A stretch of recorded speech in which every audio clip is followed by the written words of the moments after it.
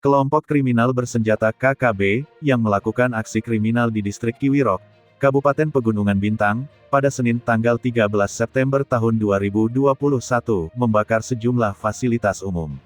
Salah satu fasilitas umum yang dibakar adalah Puskesmas Kiwirok. Sebelum membakar Puskesmas Kiwirok, KKB yang diperkirakan berjumlah 50 orang, menyerang 6 tenaga kesehatan, nakes. Keempat nakes tersebut memilih melompat ke dalam jurang untuk menyelamatkan diri, sedangkan 2 orang sempat dinyatakan hilang. Menurut Kapolres Pegunungan Bintang AKBP Cahyo Soekarnito, salah satu suster yang lompat ke jurang mengaku ditikam belati dari belakang.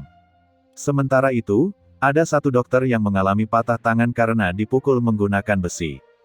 Petugas berusaha mencari suster yang hilang, tetapi belum berhasil karena KKB masih terus mengganggu dengan melepaskan tembakan.